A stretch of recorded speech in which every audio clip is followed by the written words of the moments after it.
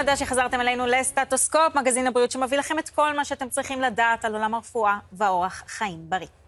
ואנחנו עם הנושא הבא שלנו להיום, האם באמת אפשר להשיג מראה פנים מורם ללא ניתוח? נגיד שלום לדוקטור רענן שגב, רפואה אסתטית של הפנים, יועץ לחברת אלרגן אסתטיקס. שלום לך, תודה שהגעת. שלום וברכה.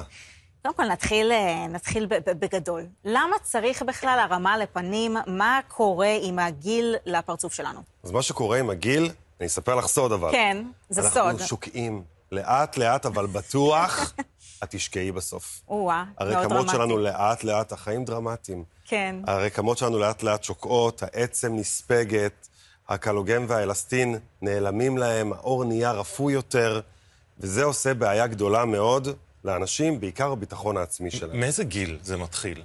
גילאי 40. רוב המטופלות שלי במרפאה הם בשנות ה-40 פלוס, מגיעות ומתלוננות, דוקטור, אני רוצה את זה גבוה, אני רוצה לחזור לשנות ה-30 שלי.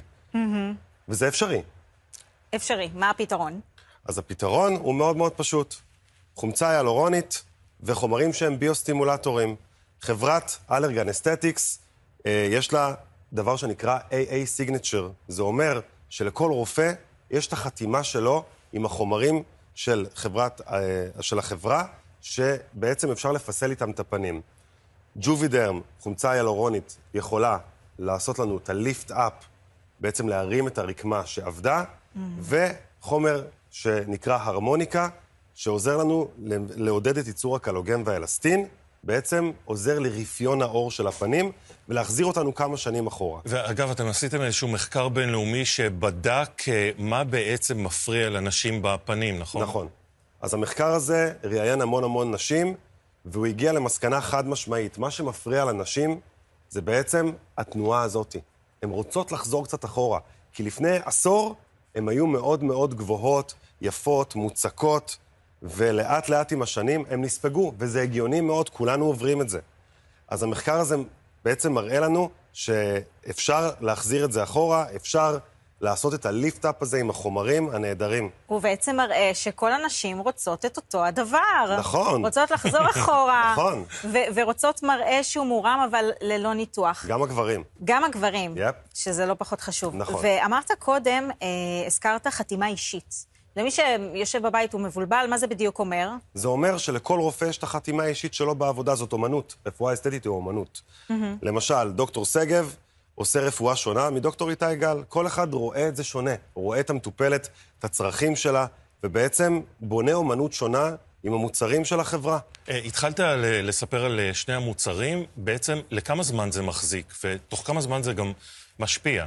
אז המוצרים מחזיקים בין שנה לשנה וחצי, תלוי באורח החיים של המטופלת, תלוי בעישון, שמש, חשיפה, שתיית מים, וכמובן הגנטיקה שלה. ואיך משפיעה אותה חתימה אישית שהתחלת לדבר עליה, על הטיפול, על בחירת הטיפול שלך במטופלת? אז בעצם אנחנו בוחרים את המטופלות לפי הבעיות שיש להם, שקיעה ברקות, למשל, טיפול מסוים, אם אנחנו רוצים להרים עצמות לחיים, טיפול אחר, אם יש אובדן של נפחים ורפיון של האור, אפשר להשתמש בחומרים אחרים. בעצם כל רופא בונה עם המוצרים של החברה את התבנית שלו. אז לסיכום, זה בעצם הפתרון להרמה ללא ניתוח? נכון, זה הפתרון. פתרון קל ופשוט.